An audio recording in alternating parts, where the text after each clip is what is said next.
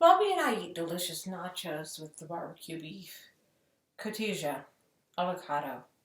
I dry my hands on the brown cloth napkins that he uses. Pick up a piece of cheese that dropped on the floor. Boxers flicker from the flat screen.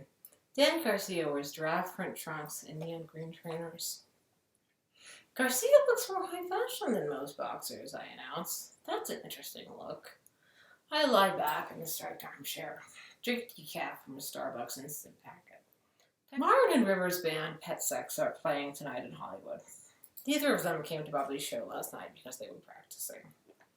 I don't feel good, Bobby says. I feel like I'm getting that cold the guy at work had. You probably gave it to me. I feel a scratchiness in the back of my throat. I'm exhausted from that workout. My thighs hurt. I don't know if going out tonight and standing up in heeled boots is going to happen. What time is it? Bobby asks. It's 7 now. Pet sex go on around 11. Maybe we'll make it. Maybe we won't. I mean, let's not cross it out completely, but signs point to no. Honestly, all I feel like doing is writing a little bit and then falling asleep. The light fades from the room until we are in darkness. Garcia wins the fight. I stare into the brightness of my computer screen, typing. Bobby lies in the dark, watching a program about deadly accidents. You like television about death and destruction, don't you? I ask. There's a lot of that. Everyone has the television they like. Death! Bobby yells from the couch. It doesn't seem like we're going to get out of the house. We watch Diane Sawyer interview Julie Andrews about the sound of music. Julie Andrews and I have the same birthday. I've always felt psychically linked to her, I say. I am so tired. I wait for Bobby to fall asleep on the couch in the dark. His deep breaths. I have a second wind. Keep riding into the night for as long as I can. My body is exhausted, useless. My mind is alert. The television flickers with HBO's Sinatra documentary. The dogs snore. I get up finally to smoke a bowl. I turn the fan on as I exit the bathroom. Bobby stirs. Quiet. Oh my God, Bobby says into the night. I feel pleasantly, mellowly stoned. I check the back door as part of battening down for the night. It is unlocked, half open. We've been sitting inside here watching television for hours. Bobby is so careless. We've clashed over this issue before. I lock the door. What are you doing? Bobby says. I'm closing the back door. It was unlocked, I say. I'm writing. I sit down again. Cough. Don't smoke, Lena. It'll make you more sick. Oh, no. We're into this again. I prepare for a week of Bobby chastising and nagging me more than usual for smoking pot. He doesn't approve of it, though he smokes it. I always want to smoke when I'm sick as much as I do when I'm not sick. It's medicine. If it hurts my throat, oh, wellsies. I take a lot of psych meds with side effects. I drain my water glass. Go into the bedroom. Take off my gray lacy dress. Let it flop onto the floor. I pull off my jewelry. I crawl into Bobby's bed. Sinatra sings from the darkened living room. The snores of dogs. It is 10:40 p.m. I am so ready to sleep. Part of me wishes I could pull an all-nighter writing like I used to. At least stay awake until 2 a.m. and make some real progress on my book. But I'm exhausted. I sleep with a taste of black cherry in my mouth. I wake alone in bed. Bobby stands over me with the dogs. I made coffee, Bobby says. I slip on the gray lace dress with no underthings. Pour myself a cup. Gently, he shows me how the juicer works. Beet carrot apple juice in 2 cups. Magenta. I drink it.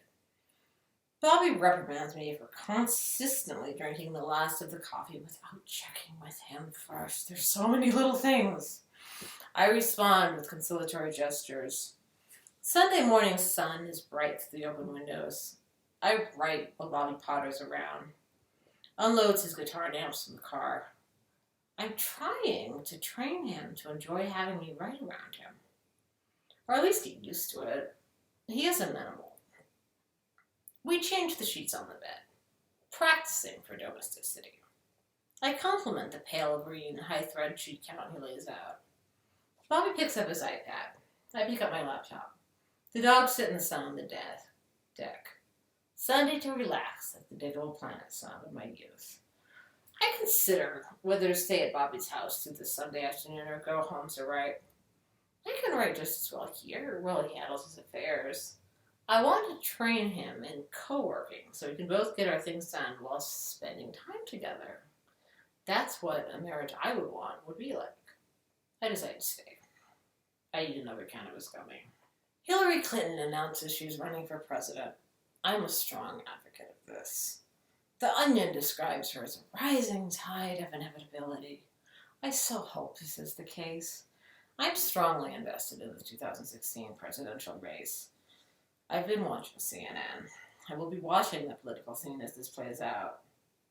Legalizing recreational weed, not just the medical weed smoke, is also on the ballot in 2016. This will be a big election.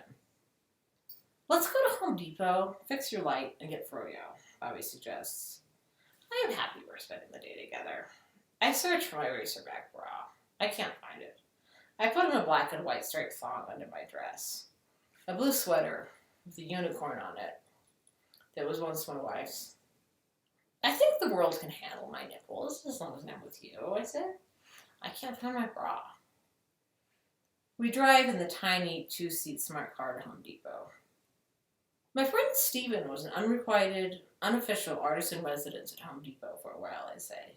He did a bunch of YouTube videos about his performances here. It was a cool project. I've always wanted to do more cool public performance projects, Bobby says. I did one a few years ago, I say. I photographed every surveillance camera I saw for 2 or 3 months and posted them on a Tumblr, meticulously labeled with where and when. surveillancela.tumblr.com, I think it's spelled. In Home Depot's concrete floored aisles, we walked right to the lighting section. Damp plants lush in the dividers. Bobby selects some basic light bulbs from my kitchen. I'll buy these, I say. I have them in my hand. I look at the colored light bulbs. I go inside myself to a winter in punk Portland in my late teens. I made lamps as Christmas gifts, buying thrift store lamps, collaging them, and adding colored light bulbs. I wonder if I could make them again and sell them on Etsy. I realize I had this same memory the last time I went to Home Depot with Bobby. I still didn't do it. I mean, perhaps one day I'll buy a blue light bulb and make another lamp. I tell Bobby about the memory. Bobby asks the employee about night-only motion sensor lights for his driveway. They only have one or the other, not both. Like so many things. I can either be with Bobby in a traditional relationship and marriage as his possession, or I can be free, solitary, and single. Those are the 2 options I see.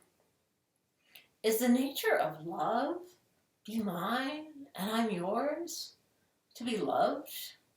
To be a woman? To be owned by your man? Is this what it is? Do I think I want it? I think I do. At my apartment, Bobby climbs on the kitchen counter with a chair from the bedroom. I duck in and out. Spritz mist door. Brush my hair. Watch Bobby change the light bulbs. He screws back on the opaque white cover. I flick the kitchen light switch. The room is dark. Bobby passes me the light bulb to try it in the altar lamp. All the light bulbs work in that socket. It's a deeper electrical problem. I thank him for doing what he could. I should email my landlord's maintenance person. We watch Little Debbie videos on the couch. I pour Bobby a glass of ice water, all I have in my fridge. We see all of Little Debbie's new releases. Hair extensions, lean, blunts. Bobby suggests we get froyo, frozen yogurt. Bobby nimbly maneuvers the car into the Rite Aid parking lot after missing the left turn on Vermont. In the brightly lit loop-side box of Yogurtland, I pump coconut, coffee, mango, and terra yogurt into a paper cup. Top it with strawberries, blackberries, and vanilla. Bobby pays. As I teeter on the pockmarked sidewalk outside, Bobby runs inside to get water and napkins. A man in the cafe seat tries to catch my eye. I feel unsafe until Bobby returns. Bobby opens the door of the smart car for me. Closes it behind me once I'm situated with the takeout yogurt. We drive to Barnsdall Art Park. Sit on the sloping glass under violet blossoms. Watch a collie play with two small dogs. White dog humps terrier. I laugh. I eat frozen yogurt with a pink spoon. Look out at the expansive view of Los Angeles. Look at all these palm trees, I say.